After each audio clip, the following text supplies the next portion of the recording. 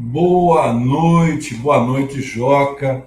Joaquim Torres, hoje eu tenho a honra de falar com Joaquim Torres. Um treinamento foi quando eu conheci o Joca, meu mentor no treinamento de CPO, fantástico mentor, e eu fiz questão de trazê-lo aqui para a gente poder conversar. Meu nome é João Berezutti, esse é o Bate-Papo com o João. É uma forma descontraída da gente aprender e conhecer gente interessante. Joca, muito obrigado por você ter aceito, muito obrigado pela sua participação, e eu queria que você se apresentasse. Poxa, obrigado pelo convite, João. Prazer estar aqui. Bacana. Deixa eu me apresentar, então. Minha formação é de engenharia de computação mesmo. Estou formado em engenharia de computação lá no ITA, em 1991, 92 ali, e saí de lá já fazendo uma startup, mas naquela época não se chamava bem startup, né? Era só uma pequena empresa de tecnologia.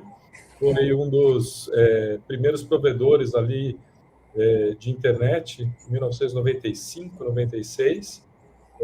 A gente acabou vendendo a empresa em 98, uma empresa americana. Eu comecei a trabalhar nessa empresa americana. Eu estava na parte mais técnica da minha empresa. Aí, quando eu fui para essa empresa americana, eu passei a trabalhar na área de marketing ali. E aí eu comecei a trabalhar mais com essa coisa de produtos e tal. Tinha um papel de criar um portfólio de produtos comuns entre as diferentes empresas que estavam sendo compradas ali. Foi a primeira experiência internacional. Aí passei uns bons 5, 6 anos, 7 anos nessa empresa, e aí, devido ao excesso de viagens, acabei saindo e me juntando com um colega do ITA, Gilberto Maltner, que é fundador da Local Web ali. E aí passei 11 anos na Local Web, ajudando na diversificação do portfólio de produtos. De lá eu fui para a Conta Azul, passei 2 anos na Conta Azul, que é um ERP para pequenas empresas. Depois da Conta Azul, acabei recebendo um convite para mais uma experiência internacional, só que era uma empresa brasileira conquistando o mundo, Gympass, que hoje, inclusive, está mudando o nome de Gympass para Wellhub. Inclusive, é uma mudança Na verdade, não é uma mudança, é um aumento de foco, né? Quando era Gympass, o foco era mais em academias, e agora aumentou o foco para atividades de bem-estar de forma geral, que foi algo que começou na época que eu estava lá, foi um passo importante que eu dei ali no Gympass Wellness. E aí, de lá, eu acabei indo para uma empresa um pouco mais tradicional, que é a Lopes, que é uma empresa imobiliária, né, de compra e venda de imóveis. Empresa, enfim, de 1935, foi fundada em 1935, então, bastante longeva, companhia aberta desde 2005, e aí em 2019 eles fizeram um follow-on na Bolsa, que é uma oferta adicional de ações, para captar mais ações, para investir na tal da transformação digital, porque eles estavam preocupados ali com a Loft, Quinto Andar, enfim, com essas startups chegando ali no mercado imobiliário, e aí eles queriam, enfim, fazer uma transformação digital e poder utilizar o digital ali para, enfim, entregar mais valor para os seus clientes, enfim, fazer a operação ficar mais eficiente.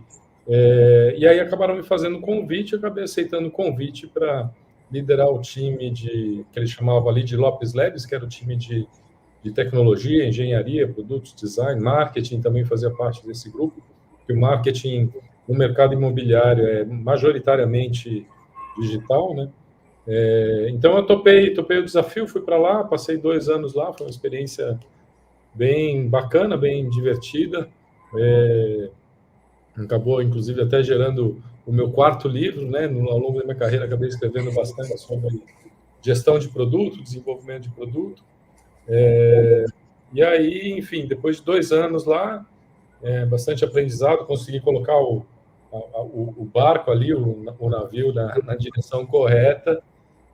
Aí resolvi voltar a empreender, dessa vez como um solopreneur, né? Um empreendedor individual, né? Na minha própria empresa Jaco, aí, que é uma empresa de consultoria e treinamento em gestão de produtos, desenvolvimento de produtos e transformação digital, que é o que eu tenho feito mais agora, que é mais mentoria, advisory, treinamentos em company, sobre esses temas aí, que são os temas que eu trabalhei ao longo de 30 e tantos anos de carreira.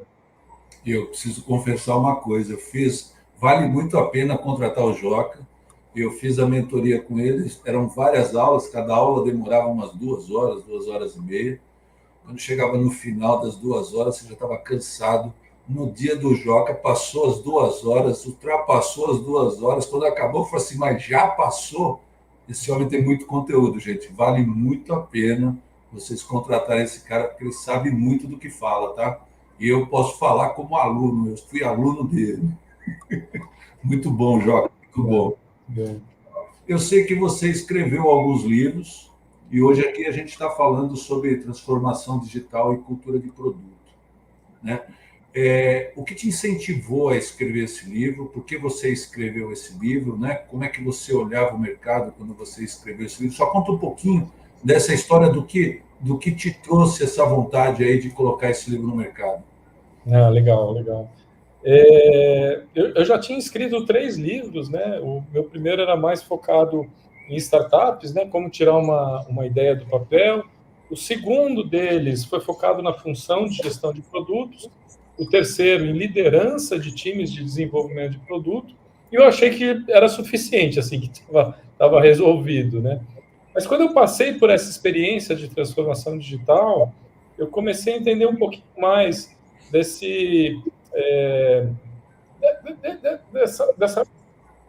dificuldade que é a tal da transformação digital, que a parte digital é a parte mais, não vou dizer mais simples, mas é a parte mais fácil, é a parte mais tangível, né? São as tecnologias.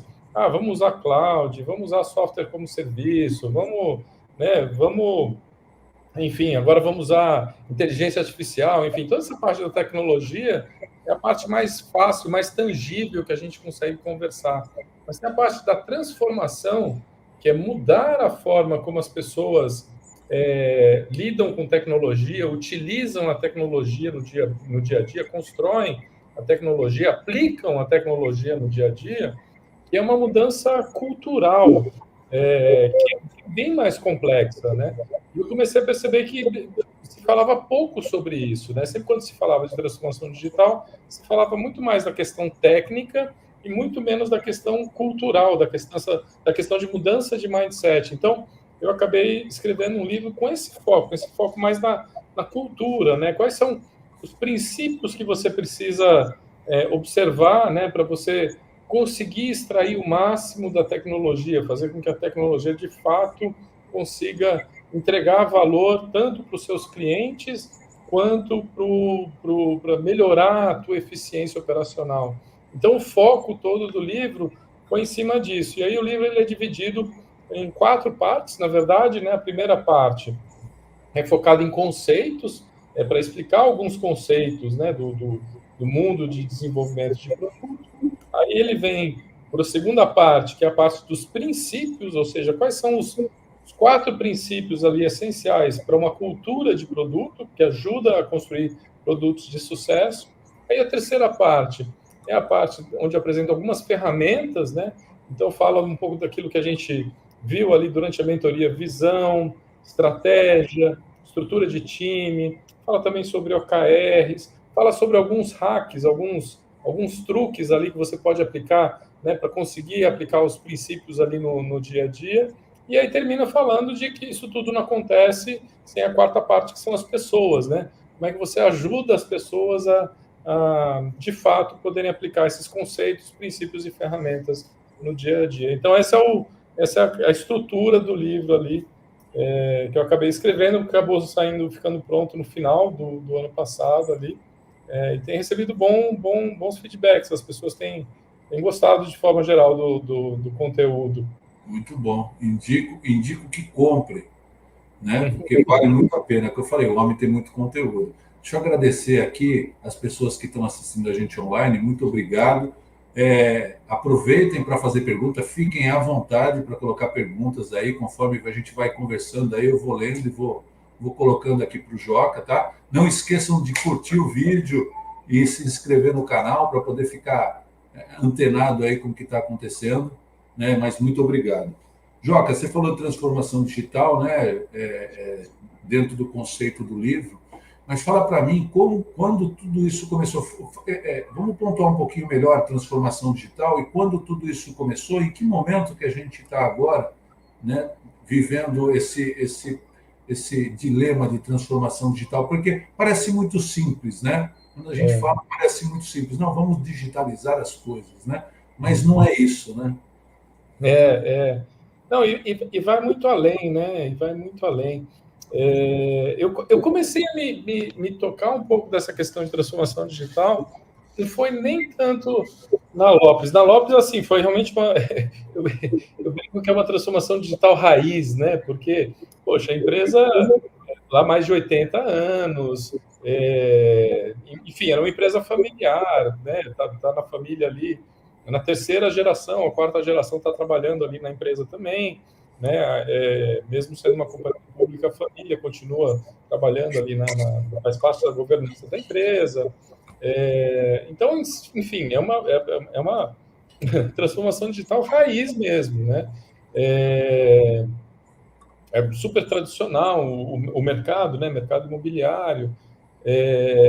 Só que, assim, eu comecei a entender que o mundo não gira em torno da tecnologia, na verdade, quando eu fui para o Gympass, porque até o Gympass, o produto que a gente vendia, né, nas empresas por onde eu passei, desde a minha própria empresa, que era um provedor de serviços de internet, depois local web, depois Conta Azul, o produto que a gente vendia era a própria tecnologia, né, era feito de tecnologia, era software. Né? Conta Azul, o nome do produto era empresa, né, tanto a local web como a minha própria empresa era infraestrutura de internet, era tecnologia. Quando eu fui para o Gympass, eu comecei a perceber que o produto digital, que a tecnologia, era essencial para fazer o produto chegar, né, nos clientes, nos funcionários dos clientes, mas o produto ele era maior do que o digital, ele era um benefício corporativo, né, entregue para os clientes oferecerem aos seus funcionários acesso a uma rede de academias e estúdios, né? E o digital ele estava ali para fornecer esse acesso, mas o produto em si não era o digital. A empresa não comprava o software, a empresa comprava um benefício corporativo. Tanto é que as discussões de negócio que a gente tinha não eram sobre o software, mas eram sobre puxa, a gente fechou com a empresa X, né, a empresa X virou cliente nossa, que academias a gente tem em volta dessa empresa para essa empresa poder ver valor no Gympass, né, para os funcionários dessa. Isso não tem nada a ver com tecnologia, isso é uma questão geográfica, né, de oferta de academias, né, num determinado lugar. Eu falei, olha que coisa, o mundo não gira em torno da tecnologia, né? Então isso realmente foi uma percepção muito interessante para mim, né? Só que o Gympass, ele nasceu dentro desse ecossistema de startups, né? Então, mesmo o Gympass não sendo o core dela, não sendo tecnologia, ela respirava tecnologia, né? Já a Lopes, quando eu fui para a Lopes ali, a Lopes não respirava tecnologia, então a tecnologia tinha que mostrar o seu valor ali dentro.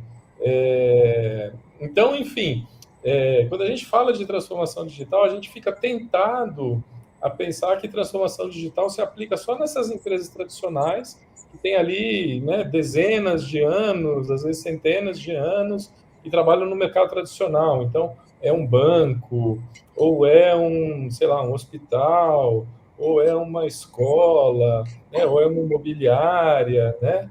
E não, na verdade, não. Qualquer empresa precisa de uma transformação digital. O Gympass, só para você ter uma ideia, quando eu cheguei lá, a empresa ela já estava enorme, com 800 funcionários, né? Para uma startup, isso é grande, né?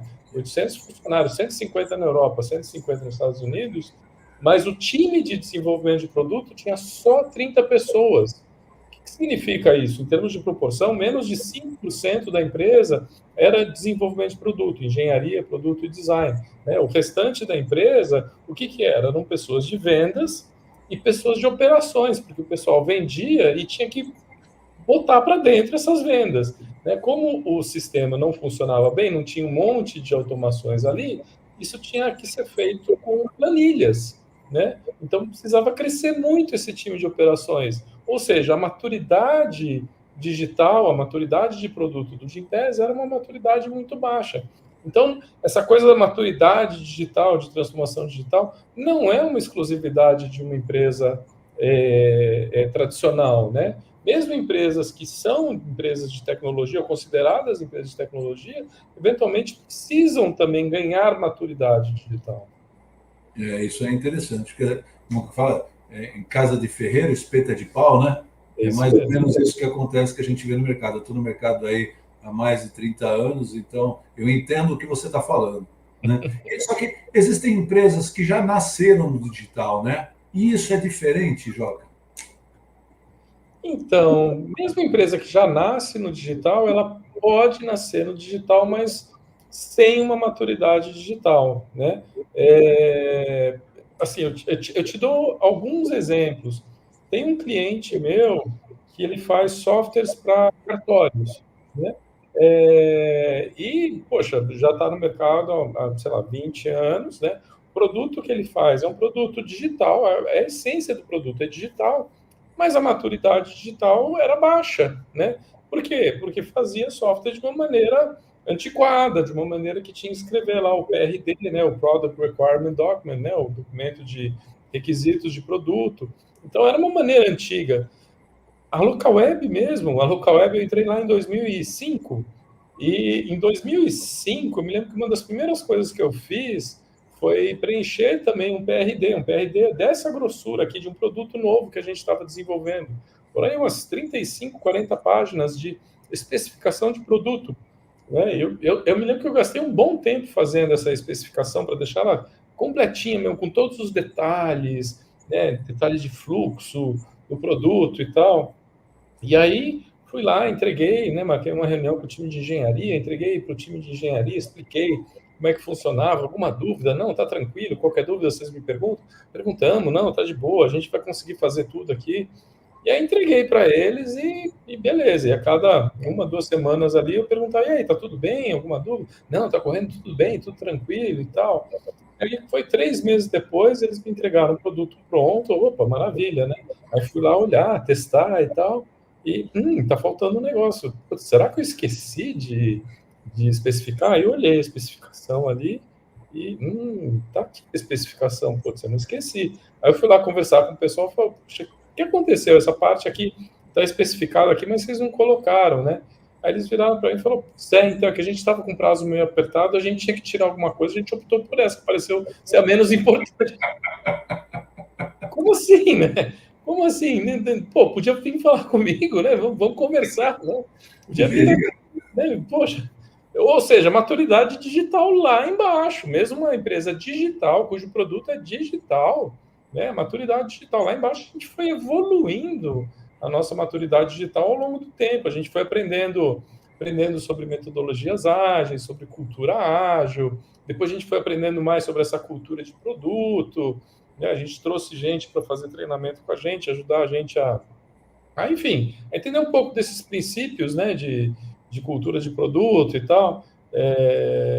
Então, enfim, mesmo uma empresa que ela é digital, ou seja, que o produto é tecnologia, ela pode ter uma maturidade de produto, uma maturidade digital baixa, né? E aí tem que fazer um trabalho ali para ganhar maturidade, né? Enfim, ter essa proficiência né, nesses princípios de cultura digital, de cultura de produto. Legal, legal. O Rodrigo Zaus aqui colocou uma pergunta. Obrigado, Rodrigo. Ele fala aqui quais são os principais desafios, né, para a transformação digital quando os sócios são todos familiares. Eu não sei se a Lopes era assim, né? Se é uma empresa familiar, qual é o desafio maior quando você pega uma empresa onde é só família? Então, eu acho que, enfim, mesmo sendo só família, ou tendo um mix ali de executivos e família, executivos contratados e família, ou mesmo quando são só executivos, eu acho que a dificuldade ela gira em torno da mesma coisa, que é uma questão cultural, né? O que acontece muito, né?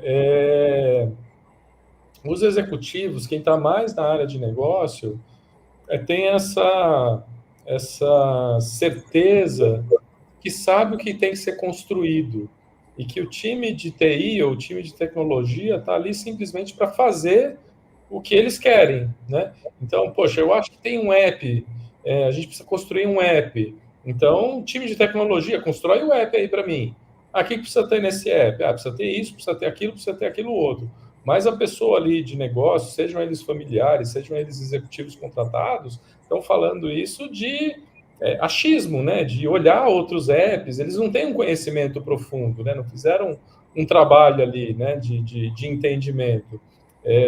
Então, esse modelo é um modelo que a gente chama de modelo de trabalho de projeto, que é um modelo mais tradicional, né? Que você tem uma especificação, que é exatamente a história que eu acabei de contar ali na local web, né?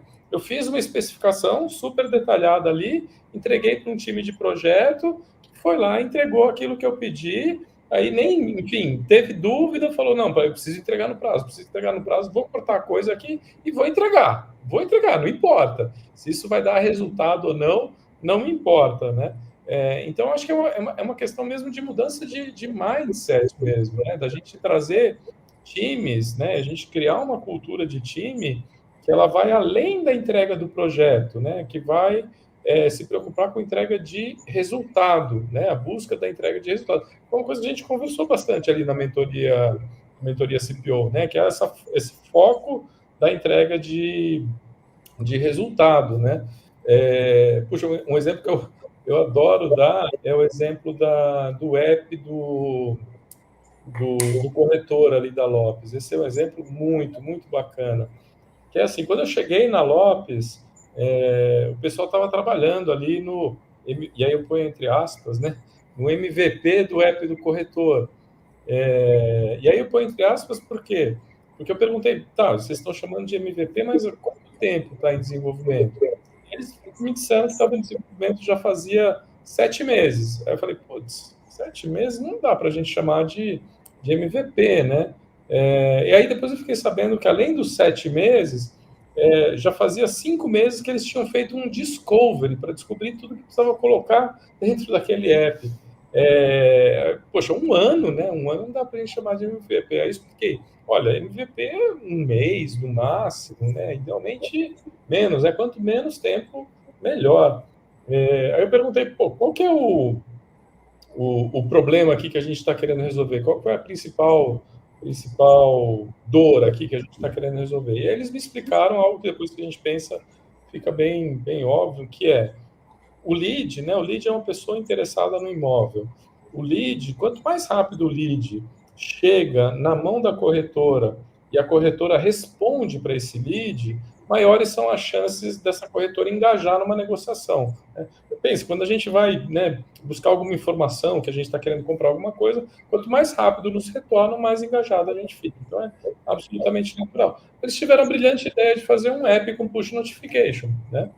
E aí foram fazer o discovery, eles descobriram que o João, quando ele vai lá, né, ele é o lead ali, a corretora recebe o João Berezutti ali, ele quer um imóvel, quer um apartamento, sei lá, vou chutar aqui, 2 dormitórios, Vila Mariana. Então, vou procurar ali, João Berezutti, ele está cadastrado na base de dados? Não, não está cadastrado. Então, vou cadastrar o João Berezutti aqui na minha base de dados. Então, busca e cadastro entrou aqui no meu escopo. Meu escopo que era só mandar o push notification, já ficou maior.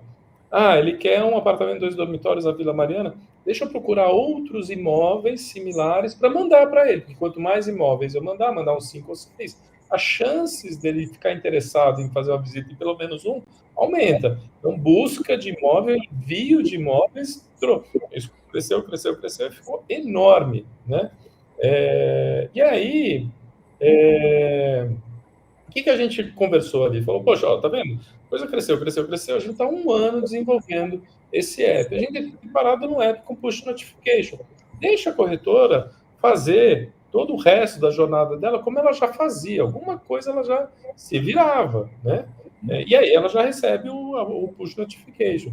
E te digo mais, talvez nem app com push notification precisava fazer. Talvez a gente só mandar notificação via WhatsApp, via SMS. Aí todo mundo, né, regalou o olho ali, falou, caramba, putz, é mesmo.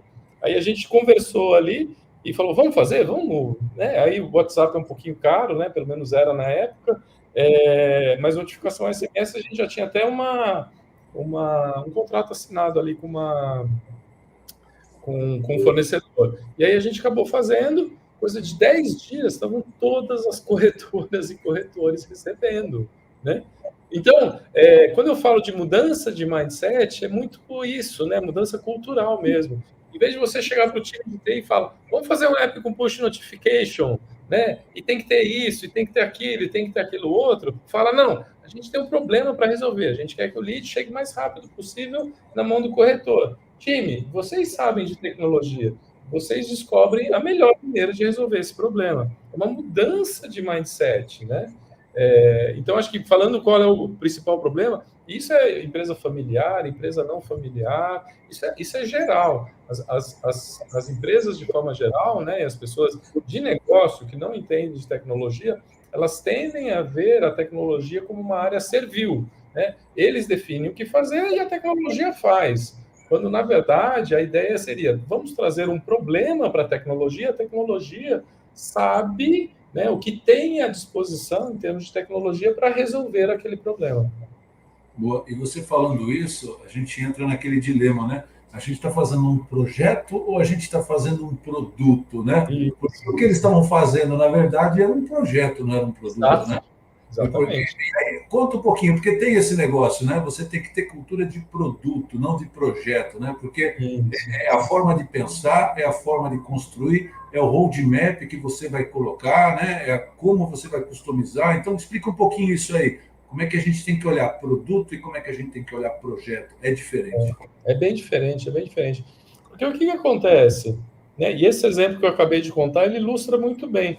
Quando você pensa num projeto, você desenha ele já, né, antes de começar a trabalhar, você desenha ele todo, né? Você tem o começo, o meio, o fim claramente definido. Então, eu quero ter um app com push notification, que vai ter também busca e cadastro de usuário aqui na minha base, né? De buscador, de comprador na minha base, que vai ter também busca de imóvel, que vai ter envio de lista de imóveis, né? Então, eu já tenho tudo claramente definido desde o começo, né? É diferente desse outro exemplo que eu dei, que olha, eu tenho um problema que eu preciso fazer com que os leads cheguem o mais rápido possível na mão da corretora.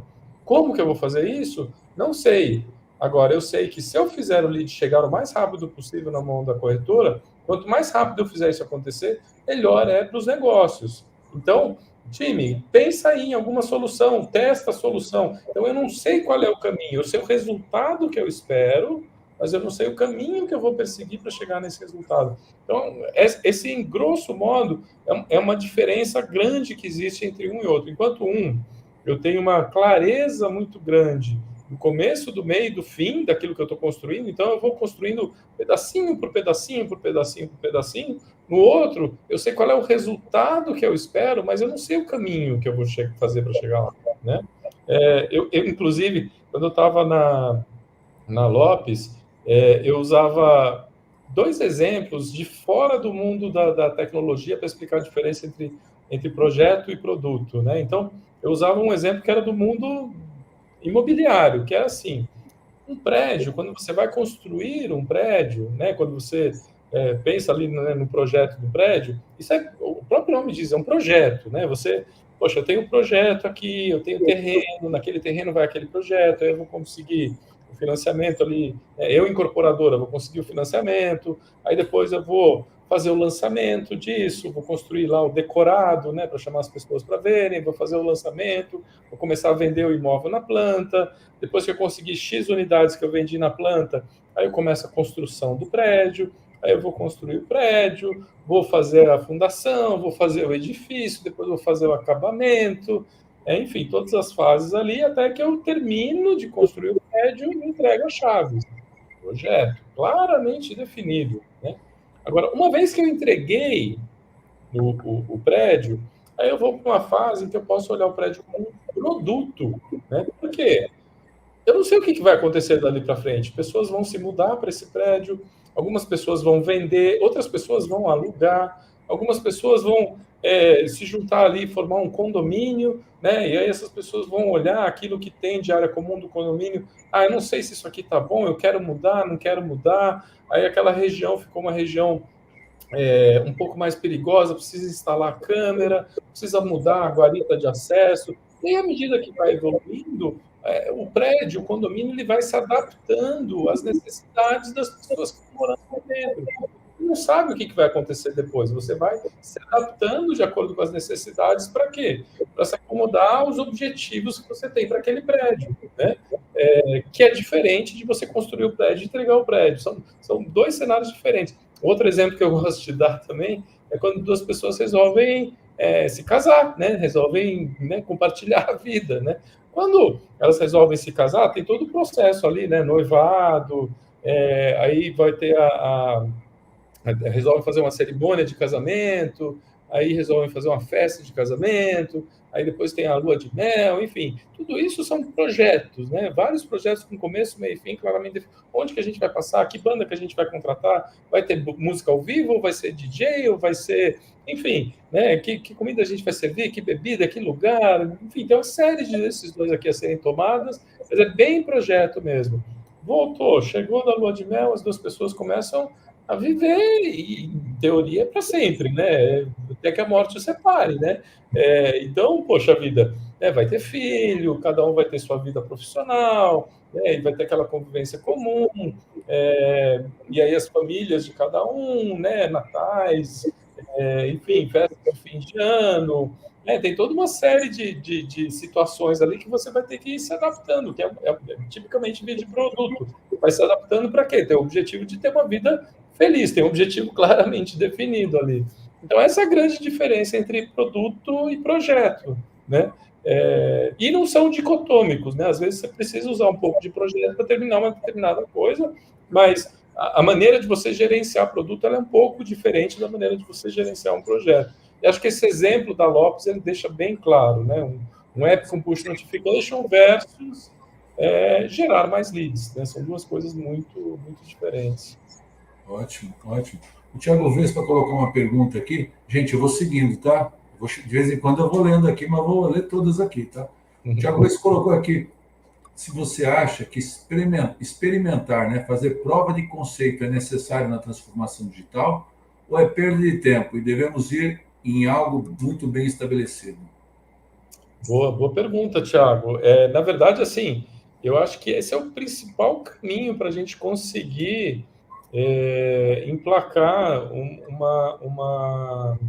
uma transformação digital. A gente conseguir fazer alguns testes pequenos, fazer provas de conceito, né? Se a gente tenta implementar algo muito, muito, muito estabelecido, talvez seja algo muito grande, pode ficar pesado, as pessoas podem não querer comprar, né, no sentido de não querer aceitar o risco, né, de implementar algo meio pesado. Então, uma das técnicas, né, falando ali, tem um capítulo inteiro do meu livro que eu dedico aos hacks ali. Um dos hacks que eu recomendo é exatamente esse, é começar pequeno, começar com uma pequena coisa, e aí fazendo essa coisa dar certo, você vai aumentando, você vai, né, fazendo isso se espalhar, né, para outros times. Então, sim, prova de conceitos é uma excelente maneira de você começar uma transformação digital. Em vez de você começar com um grande projeto, não, poxa, vamos fazer um experimento aqui. Né? Esse caso da Lopes, por exemplo, seria muito nesse sentido, seria fazer um experimento como esse. Poxa, vamos experimentar, mandar o lead via SMS, em vez de ter gastado um ano ali, né, desenvolvendo um negócio que eventualmente acabou saindo caro, inclusive, né? Poxa, vamos experimentar mandar o lead SMS, né? E, na verdade, assim, tudo foi feito em cima de uma hipótese. Qual que era a hipótese? A hipótese era, quanto mais rápido o lead chega na mão da corretora e a corretora responder, maiores são as chances de fechar negócio. Isso é uma hipótese, né? Ela parece muito certeira, né? Ela faz todo sentido. Quando a gente pensa, ela faz todo sentido. Mas ela é uma hipótese. A gente tem que comprovar ela com dados, né? E se levar um ano para conseguir construir algo para comprovar uma hipótese, é muito caro, né? Prova de conceito, que é o nome que você usou, é exatamente para isso, para você testar um conceito, né?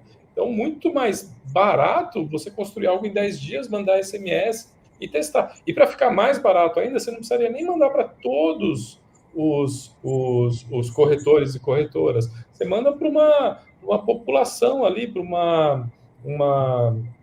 um conjunto de corretores ali, que seria os corretores de teste ali. Seleciona 10 corretores, 15 corretores, 20 corretores e manda SMS para eles. E compara com corretores que não recebem SMS para ver se a taxa, né, de fechamento deles fica melhor. Né? Então, prova de conceito seria isso, fazer esse tipo de teste de validação. Né? Então, sim, sem dúvida, Thiago, sem dúvida. O Lucas Santos coloca aqui, né, que quando a empresa não consegue seguir os principais pilares da transformação digital, que são as entregas frequentes, devido ao fato do delivery ter um tempo médio aí de 1 a 2 meses, né, para entrega, né? Ele fala sobre isso. Aí eu vou falar para você, quando a gente faz produto, né, o importante é entregar em prazos curtos, até para você provar valor, né? Para você, porque está colocando dinheiro ali, né? Então, explica um pouco isso aí. Quando a empresa não consegue, o que ela precisa fazer? O que eu preciso mudar? Eu tenho um time e a empresa não consegue fazer isso. É preciso dar um jeito de conseguir. Urgente. Nossa. Precisa dar um jeito de conseguir. Às vezes, o não consegue é menos sobre tecnologia e mais sobre mindset, tá? Lucas, às vezes é menos sobre tecnologia, mais sobre mindset. O mindset das pessoas, não dá, é impossível, não consigo, não tem como. Eu estava ajudando uma startup, a startup tem um app.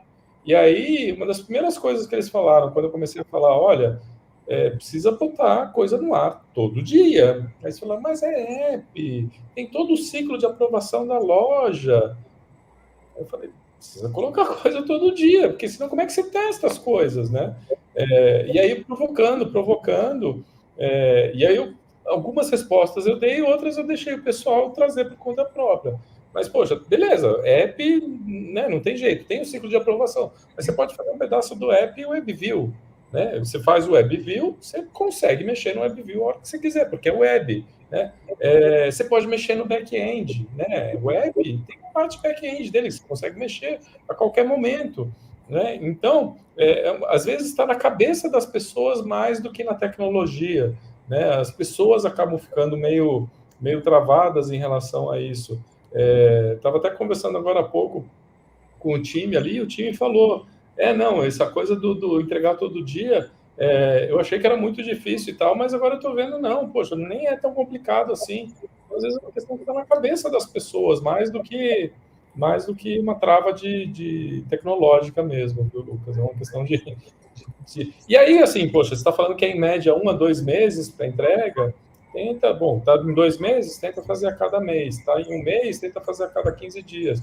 Tá em cada 15 dias, tenta fazer pelo menos uma vez por semana. Se chegar uma vez por semana, já é positivo. Tem entrega toda semana, já é um super passo. Aí de entrega uma vez por semana, tenta entregar 2 vezes por semana. E aí você vai caminhando para conseguir chegar. Só para dar uma... ó, isso assim é real. O iFood, ele não conseguia fazer deploy todo dia. Eu conversei com o pessoal do iFood, ele fazia deploy mensal, depois ele foi apertando. Hoje, O iFood faz, o último número que eu soube, ele faz 600 deploys por dia. 600. Imagina a quantidade de testes que eles fazem lá. Porque você vai construindo a infraestrutura que te permite isso, né? O fato de você aumentar a tua frequência vai te forçando a criar infraestrutura em volta para você fazer deploys que sejam mais seguros, né? Você cria o guardrail em volta e te garante que você consiga fazer deploys mais seguros. E o fato de você estar fazendo o deploy não quer dizer que você vai já soltar essa versão para todo mundo, né? Exato. O importante é você ter a cultura de fazer deploy, né? A gente sabe que o app demora, mas você tem que soltar para aquele público onde você consegue fazer o teste em ambiente reduzido, né? Seguindo aqui as perguntas do Lucas, vou colocar mais uma aqui antes de a gente ir para a próxima aqui, que ele fala num cenário de portal web, onde existem múltiplos produtos, né, de diferentes necessidades. Cara, tem alguma forma de você priorizar esse portfólio? Essa é boa. Essa é uma boa pergunta. Bom, é gestão de portfólio de produto, né? Normalmente, quando você está falando de gestão de portfólio de produto, tem algumas coisas para a gente levar em consideração, Lucas. A primeira delas é, você tem um portfólio de produtos, você muito provavelmente você vai ter que ter times separados cuidando desse portfólio de produto. Quando você falou em priorizá-los, muito provavelmente você está falando porque você só tem um time cuidando de vários produtos ao mesmo tempo, o que por si só já é um pouco preocupante. Se você tem vários produtos, múltiplos produtos, né, é provável, né, que você precise criar mais de um time para que dois times, pelo menos em paralelo, possam olhar para mais de um produto, né? Depois disso, também você tem que pensar eles dentro da tua visão de produto, né? Que é um tema que a gente viu ali na nossa mentoria CPO. Né? Esses múltiplos produtos, eles devem estar dentro de uma estratégia de produto para você atingir a tua visão de produto. Então, você vai ter ali as suas prioridades dentro dessa tua visão de produto. Todos os produtos são igualmente importantes para você chegar na tua visão de produto. Só para ficar claro, o que é uma visão de produto? É como que você deseja que o teu produto esteja daqui a 2, 3, 4 anos, né? Então, é como você imagina, como você combinou com todo mundo, que o produto vai estar daqui a 2, 3, 4 anos, né? E essa visão de produto, ela é alinhada com a visão da empresa, com o propósito da empresa, né? Então, competição entre os dois, né? E a estratégia de produto nada mais é do que o caminho que você vai trilhar para chegar nessa visão de produto. Então, toda priorização, né, ela vem desses dois. Se você não tem esses dois elementos, é muito difícil você priorizar. Você precisa ter a visão de produto e você precisa ter a estratégia de produto, que é o caminho que você vai fazer para chegar lá. Então, esses teus múltiplos produtos, eles, de uma certa forma, eles já estariam priorizados dentro da tua estratégia de produto. E se você, de fato, tem múltiplos produtos, idealmente, você deveria ter times separados cuidando de cada um desses produtos. Se esses produtos são igualmente importantes dentro da tua estratégia de produtos, para você chegar na sua visão de produtos, você deveria ter times independentes, aí, ou razoavelmente independentes, cuidando de cada um desses produtos. Não sei se eu te respondi, Lucas, mas, enfim, dentro do que eu consegui captar aí da tua pergunta, esse seria o caminho que eu olharia. Quando a gente fala de time, Joca, eu vou montar um time de produto. Esse time pode ser time de uma pessoa só, ou qual é o tamanho mínimo de uma equipe para você poder trabalhar com produto, se é que existe?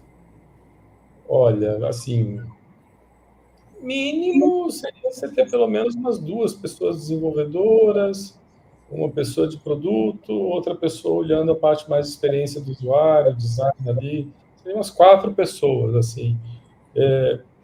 Dá para ser menos que isso? Dá para ser uma pessoa desenvolvedora, outra pessoa mais olhando essa parte de produto, design ali, seriam 2 pessoas que eventualmente acabariam sendo a pessoa CTO e a pessoa CPO ali, né, enfim, do founders ali da empresa, né? Mas por pouco tempo, assim, né? Se o produto estiver dando certo, é importante você crescer um pouquinho esse time ali, né? Mas é o mínimo, assim, menos do que isso realmente fica difícil. Dá para ser uma pessoa só? Dá também, mas assim, se essa pessoa tem dor de barriga, o produto não vai para frente, né? Vai para frente. É. E tem um perfil de profissional certo para quando você cria um time, você vai lá montar uma squad para fazer projeto, né? Uma squad, dependendo do projeto, você tem um perfil determinado de profissional que você coloca lá. Quando você fala em produto, tem um perfil, né? Quando você fala assim, eu preciso de um perfil Java, um perfil .NET, um perfil de analista de dados, legal. Mas quando você fala de produto, eu preciso de um perfil Java assim, eu preciso de um perfil tem alguma coisa que diferencia um bom profissional para trabalhar com produto? Então, a questão toda para trabalhar com produto, tem toda a questão técnica ali, mas tem que ter um a mais que às vezes é um pouco difícil da gente pegar numa entrevista, que é o interesse pelo negócio, né? Que é o interesse pelo business. Porque quando a gente vai trabalhar com produto, não vai chegar uma pessoa e vai falar, olha, faz uma tela assim, faz uma tela assado, faz um banco de dados assim, olha, preciso que você construa um relatório desse jeito. Não vai chegar ninguém falando isso, vai chegar alguém falando, olha, a gente precisa aumentar o nosso número de usuários, ou precisa aumentar o nosso engajamento, né? E ninguém vai dizer como, né? Essa pessoa, né, ou as pessoas do time, é que vão ter que criar essas soluções para eventualmente atingir esse objetivo. É uma forma de trabalho diferente, né? Em vez de ser dado coisas para construir, são dados problemas para serem resolvidos, né? Então, enfim, o tipo de trabalho que é requerido de uma pessoa como essa, né, é diferente do trabalho que, assim, ó, tá aqui, eu quero que você me construa um carro, eu quero que você me construa um prédio, né? Não é isso, né? Eu preciso ir do ponto A para o ponto B. Como? Pensa aí, a melhor solução que você achar tá com você. Pode ser carro, pode ser avião, pode ser teletransporte, está com você, né? Então, essa criatividade, né? Essa versatilidade, essa adaptabilidade, esse interesse em resolver problemas, né? Além do problema técnico, né? Problema de negócio, enfim, é um tipo diferente de profissional que tem esse tipo de interesse. Né? Entendi. O Ardiles, acho que é assim que fala, Ardiles Lima, ele colocou aqui uma mensagem. Boa noite, Ardiles. Ele está iniciando a criação de um produto, né? Consequentemente, ele está criando aí a startup aí com uma pessoa, né? E aí, nesse cenário, qual dica você daria em relação a essa cultura de produto? Como é que eles começam, como é que eles vão começar essa startup do modo certo, Joca? Boa noite, Gilles. Assim, o negócio, a maneira certa é pensar em problemas para resolver, né? Vocês, na verdade, assim, vocês não acordam de manhã para construir produto, né? Vocês acordam de manhã para resolver um problema construindo um produto. Essa é a maneira que a gente tem que pensar, é diferente, né? A gente não acorda de manhã para construir um produto, para fazer uma feature, para fazer um site, para fazer um portal, ou para fazer um algoritmo. Não, a gente não acorda de manhã para isso. A gente acorda de manhã para atingir um determinado objetivo, né, para atingir um determinado resultado, e aí a gente faz um produto, faz um algoritmo, faz um site para nos ajudar a atingir esse objetivo. Então, é esse mindset que a gente tem que ter, né? A gente tem que estar com foco sempre no objetivo que a gente quer atingir, no resultado que a gente quer atingir, né? Então, a startup, ela nunca pode tirar da mente, né, que ela está ali para resolver o problema de alguém, né, de quem é essa pessoa para quem eu resolvo o problema, qual é o problema que eu estou resolvendo. Eu posso resolver o problema mandando um app com push notification ou mandando uma notificação SMS, né? Tem maneiras diferentes né, de resolver o mesmo problema ali do lead, chegando o mais rápido possível na mão da corretora, né? Então, foco no problema, né? Foco no problema e no resultado que eu quero gerar, né? E aí eu vou descobrir o que eu vou fazer ao longo da jornada, né? Acho que esse é o ponto importante para a gente ter sempre em mente, do ponto de vista de cultura de produto. Foco no problema, entrega de resultado, né? O produto que a gente vai construir é uma consequência disso. É isso aí. Agora me fala uma coisa, ô Joca, a gente fala de construção de produto, e a gente tem vários modelos de desenvolvimento de software, né? Você tem o tal do waterfall, onde você realmente escreve tudo igual você fez na local web, né? Aquele calhamaço de documento. Você tem documentação, você tem os projetos ágeis hoje em dia, né? Com sprints semanais, né? Então, juntando isso, né? Eu queria que você respondesse qual a melhor forma, né, para a gente poder construir produto, como é que eu tenho que me preocupar com documentação, né, porque eu entendo que não dá para não ter nenhuma, né, e se quando a gente olha o produto, olhando pelo lado de arquitetura, né, se existem coisas que são, independente do seu produto, você precisa, estou falando de produto digital, tá? Sim. O que você realmente precisa ter, você olha, o seu core precisa ter isso. Sim, sim. Falando do processo, né?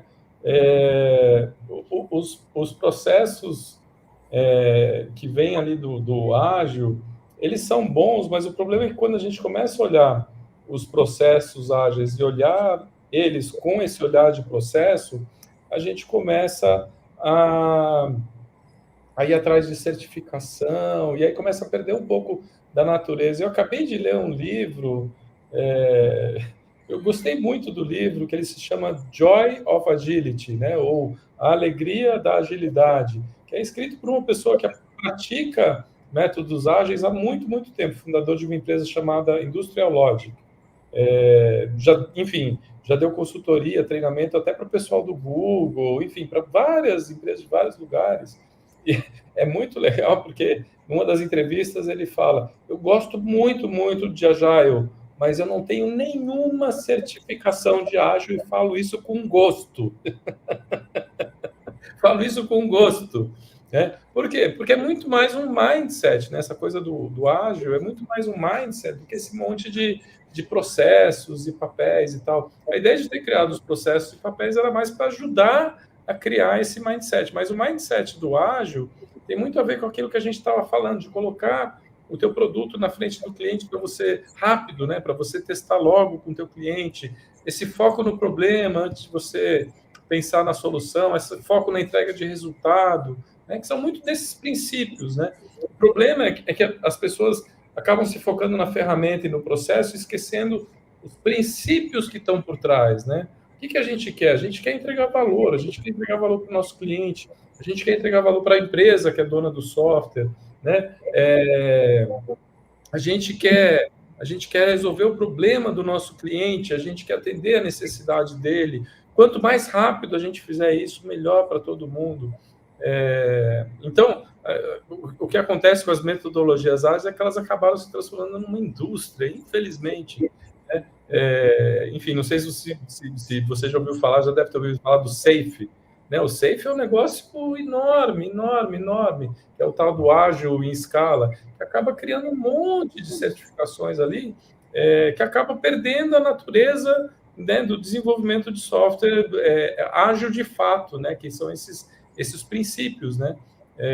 Em relação à documentação, precisa ter, mas precisa ter o mínimo necessário para você poder dar continuidade para aquele produto, né?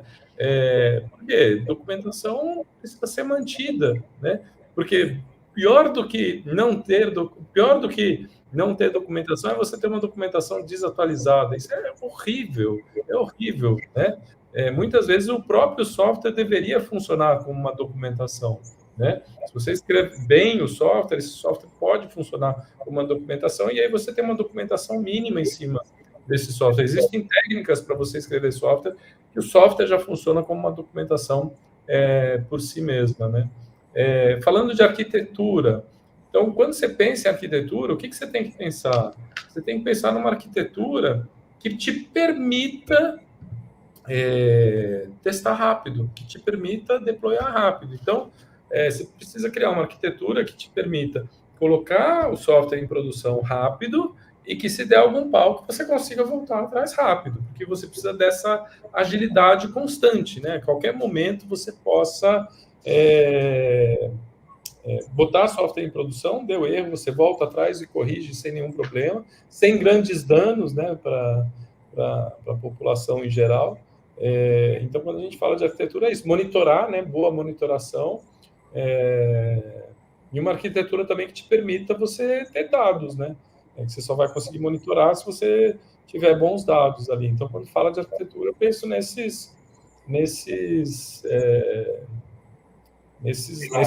de informação, né? É isso aí. É importante essa informação, hein, gente?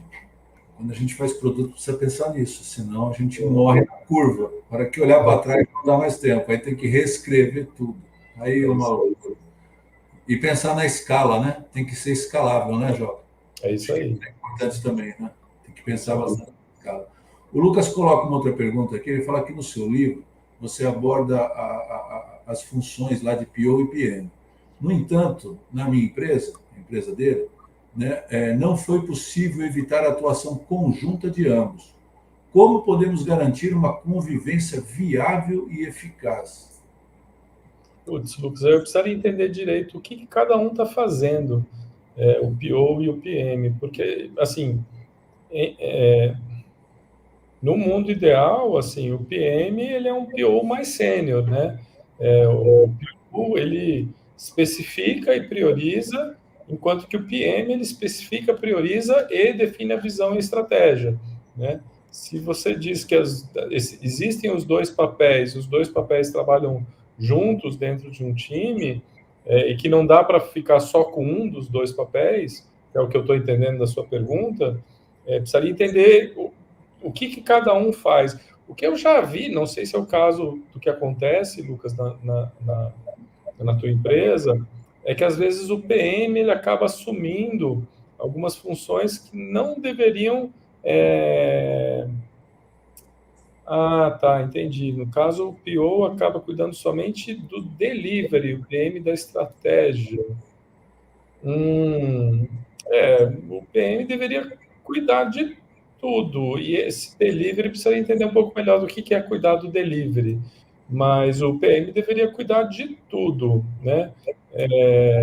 E da estratégia, uma coisa que precisaria entender é se esse PM também cuida de um negócio chamado GTM, ou Go-to-Market, ou estratégia de levar a funcionalidade para o mercado. Levar a estratégia para o mercado significa o quê? Levar a funcionalidade para o mercado significa o quê? Significa um papel de marketing, no final das contas. Né? O que é isso?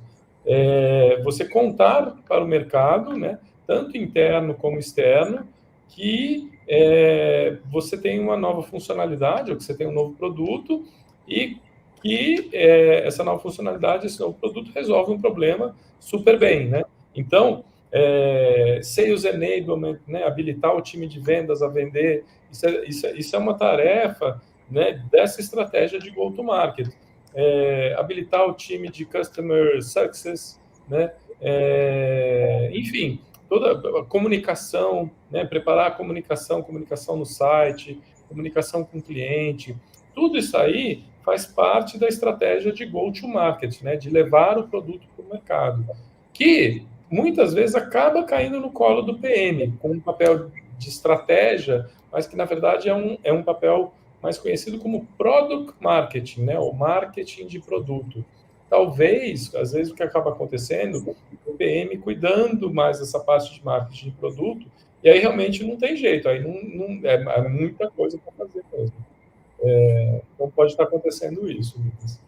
Teve uma hora na nossa mentoria que você colocou que é muito importante você saber exatamente a hora que o MVP, que você tem que gerar a primeira versão, né? A V1, a V0, a V1, a V2, né? Você não pode explicar demais, né? E você coloca uma frase lá que eu achei interessante, que eu guardei isso para mim, que você tem que ter vergonha da versão anterior, né? Isso ficou bem, né? Se você não tiver vergonha da versão anterior, não está legal, não está evoluindo. Conta um pouquinho disso aí. A primeira versão do seu produto é aquela que você vai ter vergonha, com certeza você vai ter vergonha. Você vai colocar no ar. Se você não tiver vergonha da primeira versão, é porque você ficou muito tempo polindo ela, deixando ela muito bonita, né? Ela poderia ter saído mais feia, né? Essa frase é uma frase que quem criou ela, quem fala ela bastante, é um rapaz chamado Reid Hoffman. Ele é um dos cofundadores do PayPal, e ele também foi o fundador do LinkedIn, né? Então, ele fundou 2 empresas ali, e entre uma e outra, pequenininhas, né? E entre uma e outra, ele fundou uma outra rede social, que ninguém nunca ouviu falar, nem eu estou lembrando o nome dela, mas que foi um mega fracasso, que ele ficou durante 1 ano desenhando todas as funcionalidades perfeitas de uma rede social e tal, e aí quando ele lançou, 80 e tantos por cento das funcionalidades ninguém nunca usou, não fazia sentido para nada. Ele falou, caramba, eu gastei 1 ano aqui desenvolvendo aqui e ninguém utilizou para nada, né? E aí, a partir daí, falou, poxa, eu tenho que lançar um produto com o mínimo do mínimo. E aí foi isso que ele fez no LinkedIn. O LinkedIn, no começo, não tinha praticamente nenhuma funcionalidade. Você só sabia onde que a outra pessoa estava trabalhando e pronto. Não tinha histórico de perfil, não tinha nada. E aí depois ele foi adicionando outras funcionalidades à medida que ia fazendo sentido, né, dentro dos objetivos que ele queria, de ter as pessoas mais conectadas, enfim, criar o efeito de rede que ele queria. Então, quando a gente fala, né, de sentir vergonha da primeira versão, é isso, é construir algo que é o mínimo do mínimo, mas que você comece a experimentar, né, com o seu produto. É isso aí. Bom, a gente está chegando no final aqui. Vocês viram que o cara tem bastante conteúdo, ele consegue ajudar. Quem está nessa área, quem está desenvolvendo o produto e precisa de ajuda, esse é o cara. Eu indico de olho fechado aqui, viu, gente?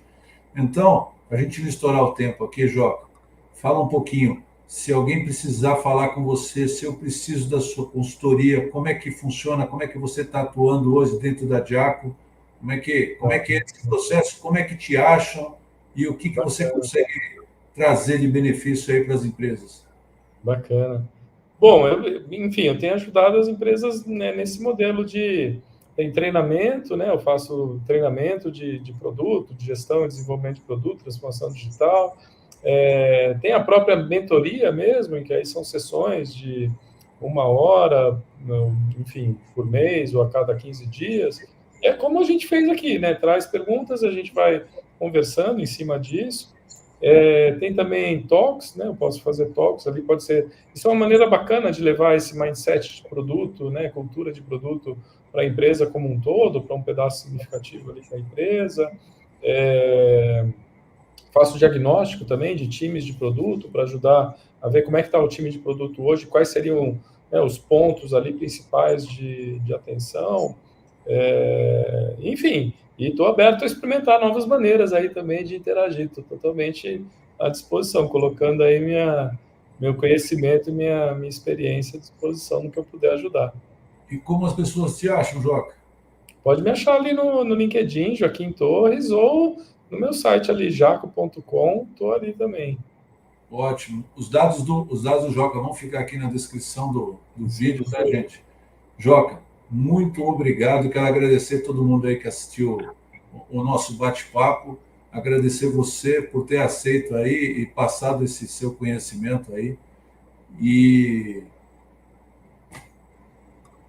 desculpa, vocês escutaram o barulho, não escutaram, né? Não. Mas fez o filtro aqui. É que o meu vizinho, acho que caiu um mundo aqui em cima, mas tudo bem. Tá tudo bem com ele. Joca, brigadão, obrigado, gente. A gente se vê no próximo bate-papo com o João, porque na quinta-feira a gente volta a falar de cibersegurança com o Said. É a segunda parte do papo e tem muito conteúdo para trazer para vocês. Joca, muito obrigado, pessoal, e fiquem com Deus. Obrigado, pessoal, valeu.